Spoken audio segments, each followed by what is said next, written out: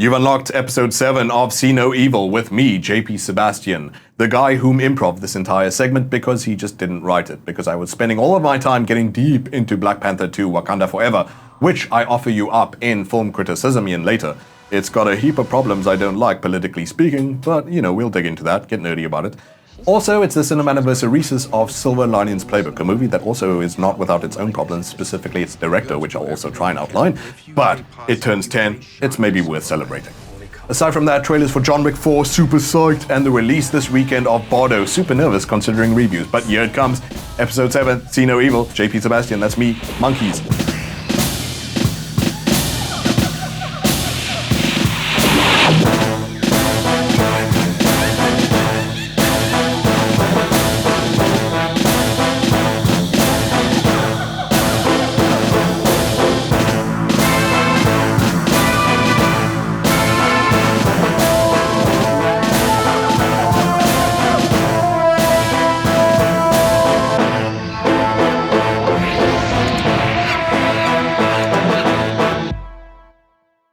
This past week's trailers include some promising underdogs, but I'll have to stash them for next week to make way for these guaranteed blockbusters to be.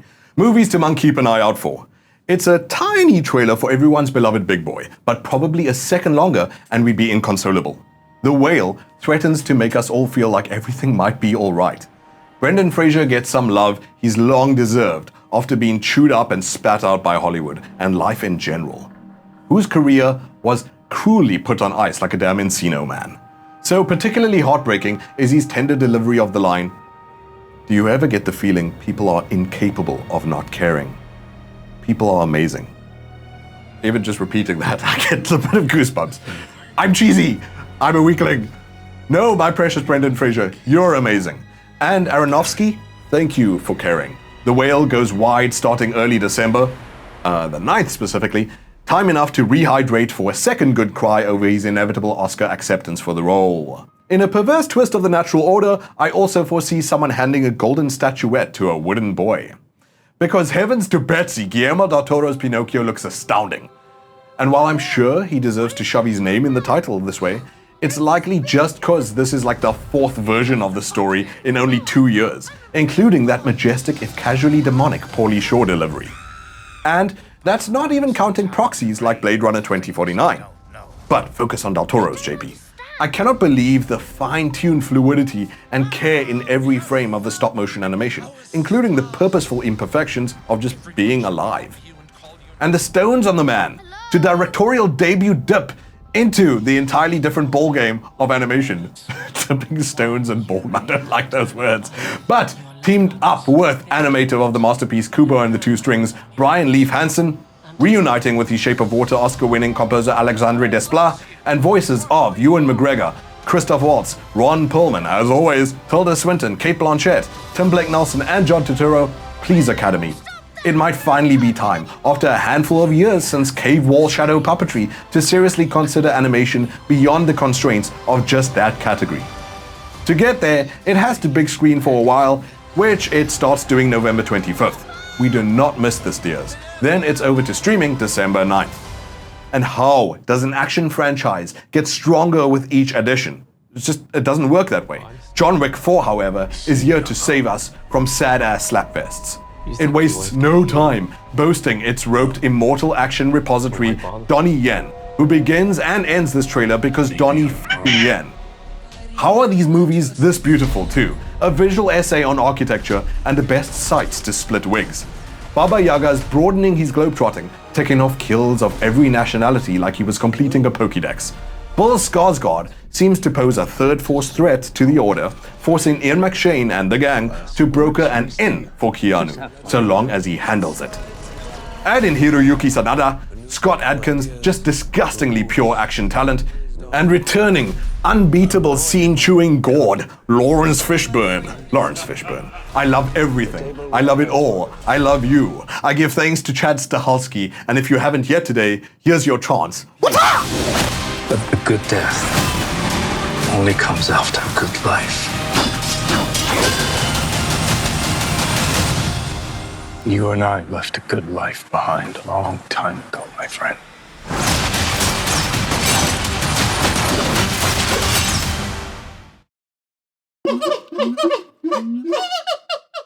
And now, cuties, your reminder of this weekend's latest go-releases to a big screen near you. So if Wakanda's not already plundered all your resources, why not give one of these a try too? 2022's thoughtfully gorged us all on some killer horror so far, and even down specifically to horror with comical streaks from Pearl to Nope. So, I've been psyched to see the menu for a minute. Against her witch ways, Anya Taylor-Joy seems none too jazzed to live deliciously this time around. Unlike her partner Nicholas Hoult, who seems to fanboy hard at every morsel brought by master mystery chef Ralph Fiennes, for whom it appears murders on the menu. In some kinda hostage/most dangerous game situation, key ingredients on the menu are the onion. Well, that satires senior TV series writer Seth Reese, and produced by Adam McKay.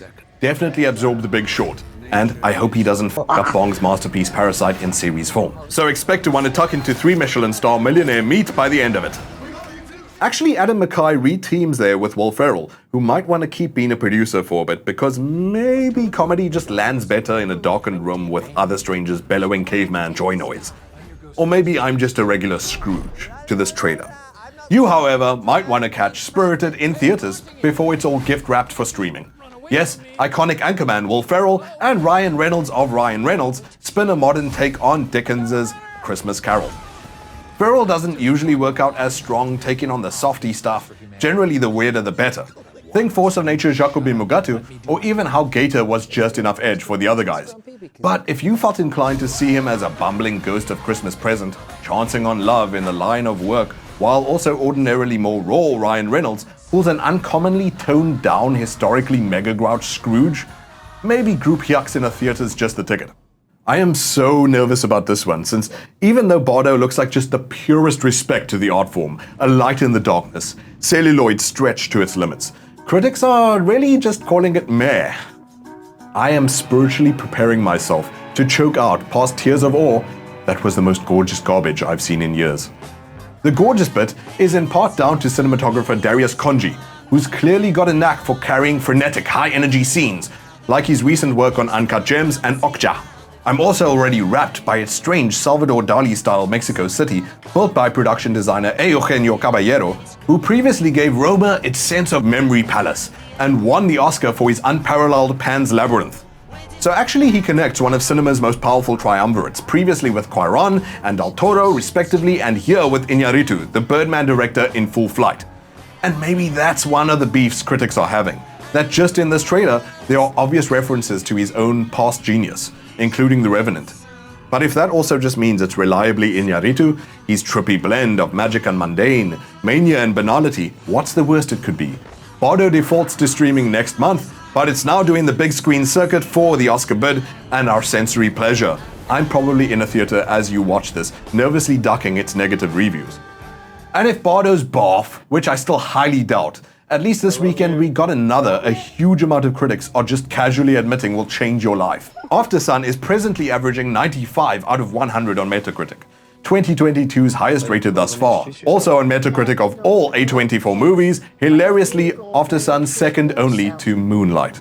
And like a bunch of mind-blowing A24s, Aftersun deals with how we thought we remembered earlier years, versus a probably heap more painful reality of those years. This trailer closes with the little kid telling dad of the vacation, "I wish we could stay for longer." And after a beat, he laments, "Me too." So I'm fairly certain it's not just the resort dad checks out of. I'm gonna get my sob on for Aftersun on a silver screen near you now. I mean, for me, the boat is like a micro society, because you have really the class society also on a boat. You have the Filipinos that are like lowest on the working payroll. Then you have the white middle class, that is the one that is like screaming money, money, money, and maintaining the system. And then on top of the hierarchies, you have the passengers and the captain. I have been interested in using many like public transports, and next time I'm going to use an airplane, because it's something about the closed setup that you can use in a very interesting way. Yeah, I mean, if you consider stuff like, and sorry to just keep on talking about other movies or whatever, but like Snowpiercer, for example, which constrained the entire class system to a train. Makes sense what you're saying. But now I want to speak about, you mentioned the word hierarchies, and I don't think it's not a lot of movies that actually, it's great to see people wanting to talk about the haves and the have-nots, but then you break down the strata a bit into these enforcers and the grunts in a way, to put it in that caustic kind of term. What made you want to tackle the capitalist pyramid in that more striated kind of sense, that rather than just a binary? So, I mean, I think that, I think that one approach that I wanted to have in the film was a little bit of a sociological approach. So very often when you see how rich people and poor people are portrayed in portrayed in movies, is that rich people are mean and egoistic and poor people are nice and genuine. And if you look at it from a sociological point of view, it's rather like that the context of a situation is creating our behavior. So when people ask me about rich people, what do you think about rich people? I say rich people are nice. They just don't like to pay taxes. And but it's almost like we are in love with this explanation model that rich people they are so superficial and so on. And after the Square, I got to get into the world of the rich people, because I have started to for an example, we have billionaires that have put money into the film, and they are very often just as nice as any middle-class person that you meet.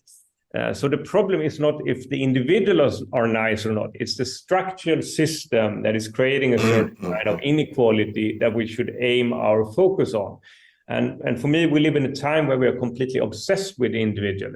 We believe that the answer is in each and single individual's behavior, rather than looking at finding the culprit, the guy who caused this crash. That one guy. Yeah, you're right. Yeah.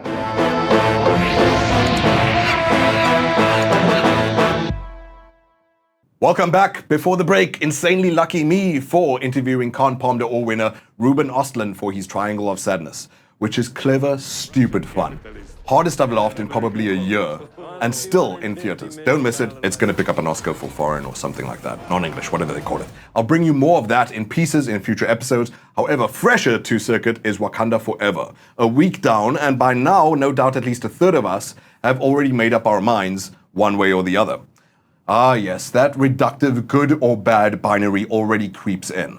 So keeping it simple, today I'll stake out why this movie is bad and even evil. I kid. It's just that mystery middle ground of not good.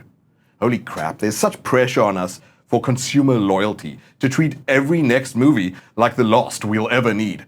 But I promise you this, in these last few Earth years we have, of eye-popping extremes from the political to climate, some movies can still just be lukewarm. That consumer pressure, I'll want to urgently orang-a-tangent another day. But enter the sequel to Black Panther 1. Sequel syndrome. It's a basic problem. How do you live up to the magic of the first time? How do you, Sharon? Sharon?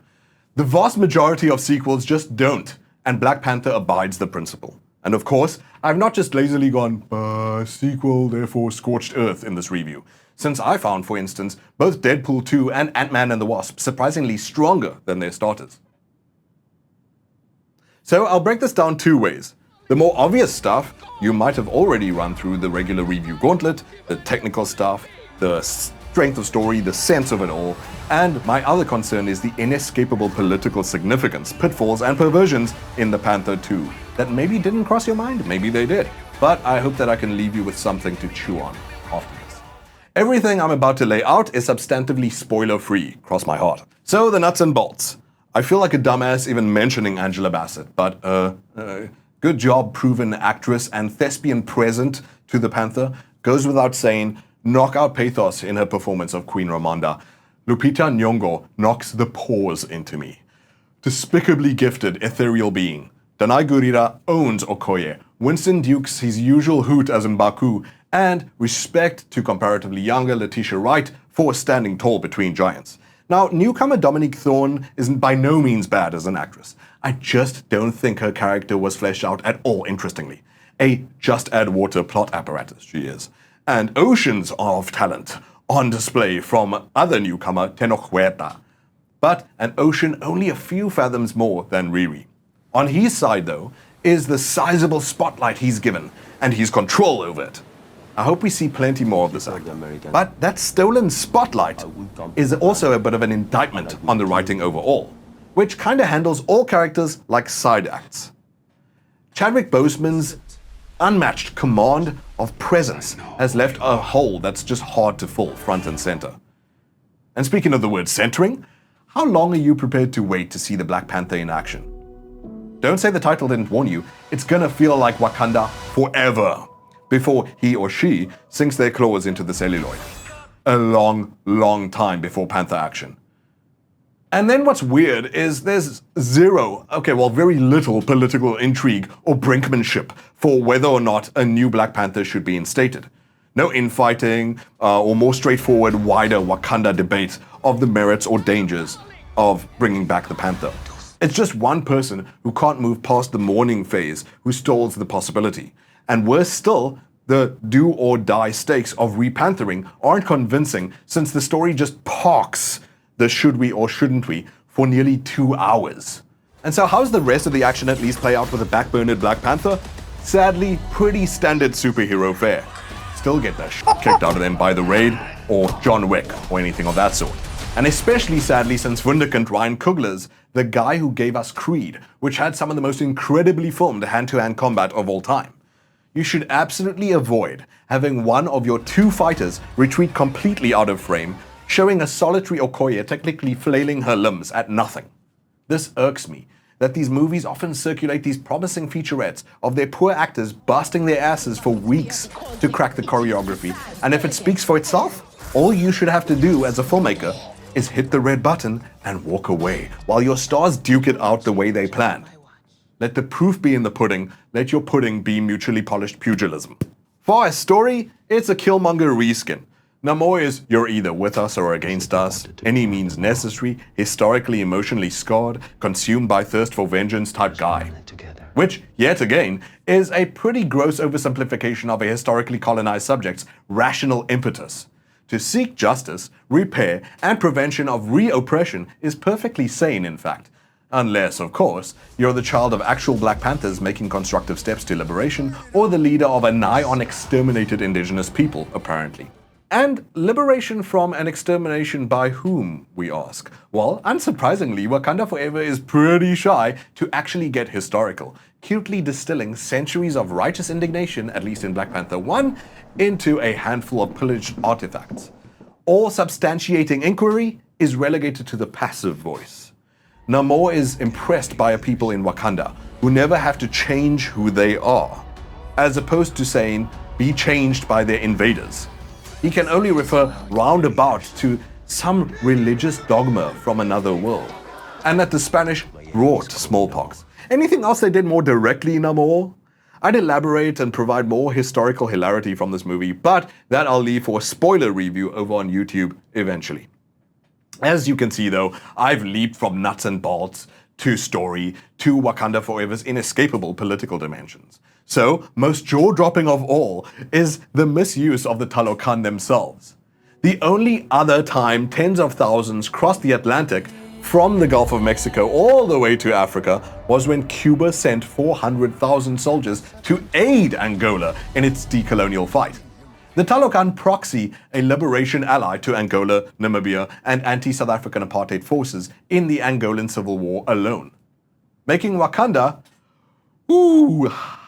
yeah, that's not a good look at all, on that side. Barely a revelation, considering there are scenes of Queen Ramonda faithfully just swallowing the CIA account of an infraction against her kingdom. Zero doubt over duplicity must be nice. All that technically making Talokan the first country Nelson Mandela visits to thank for helping to kneecap South African apartheid. So yeah, those parallels might seem tenuous to some of you. I'll spare you the history lesson here. But suffice it to say, sure, all movies treat history like its sandbox. This isn't necessarily bad or good. But you're gonna get told to read a book, Wakanda, or stop rewriting history for whatever reasons other than your entertainment. Which, in all, at least earns this sequel syndrome suffering movie a 6 out of 10. If you've got the superpower of switching off how your brain metabolizes ideas, or can just enjoy pop cultural commodities with your whiskers poised for fishiness, this one's for you. Killing him will risk eternal war. He's coming. For the surface world.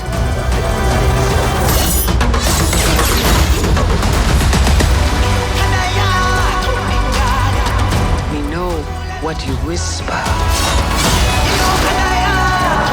They have lost their protector. Now is our time to strike.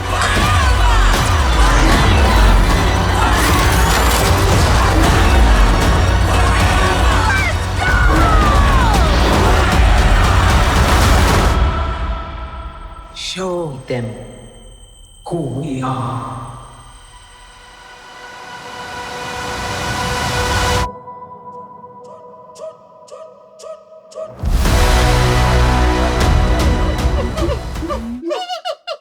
And because earlier I went ham at length for John Wick 4, and just justified my blah on Black Panther strenuously, I can only spare a sliver of time for the Silver Linings Playbook Cinem-Anniversary. Just as well anyhow, cause I want to avoid even mentioning its director for being an unapologetic piece of shit. You can Google his history of sexual assault and on-set whiny baby limp misunderstood genius act, leading George Clooney to actually try to choke to death David O. Russell in defense of an extra the director was allegedly physically and verbally abusing. But I used to like him, and if it's possible to examine a film in isolation, which I've insisted on several occasions, it's just not, one could admit Silver Linings is good. Jennifer Lawrence earns an Oscar at the tender age of 22, second youngest lead actress win in Academy history, and with Bradley Cooper, puts up a sensitive performance about two people navigating millennial mental illness well before the rest of us had that term in our toolbox. But we're not talking mental illness in the realm of, say, the Hurt Locker or Monster. But yeah, more domesticated variations we're all now grappling with, from gaslighting by our loved ones, feeling passed around or ignored, etc., etc. Even more rare is how well they work together to get you rooting for them, despite being really difficult to themselves and others. J-Lo and Cooper are by no means consistently easy to like in this movie, which is probably a lot closer to what you and I are going through compared to, say, classic violins and hypersympathetic sobbing under showers, in cliche senses, even in good movies. More on the nose was representing how everyone treating them like a chore were just repressing their own f***upnesses. But that's also a conversation worth having. It culminates gloriously in a way you're just happy for them, before even wanting the kiss, with their adorable dance competition that poetically had them at each other's throats and at each other's hips, together and apart, to eventually find mutual harmony. If this movie is conveniently about finding that iota of good in all the bad, I'm ready to give Silver Linings a second look. So happy Cinem-Anniversary to Jen, Brad, Bobby D, Jackie Weaver, Anupam Kher, Chris Tucker, John Ortiz, the rest of the cast and crew, and whoever his director was, I guess. Everybody's got a thing, but some don't know how to handle it. Always reaching out in vain, just taking the things not worth having. But don't you worry about a thing. Don't you worry about a thing, mama, 'cause I'll be standing on the side when you check it out.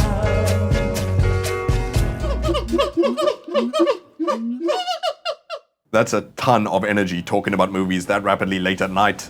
I'm off to hibernate. Guys, thank you so much for joining me. Same time, same place, next week. You know where to find me. See No Evil, JP Sebastian. I'll have more to talk about. Don't know what it is just yet. Still got to write it. Bye. Love ya.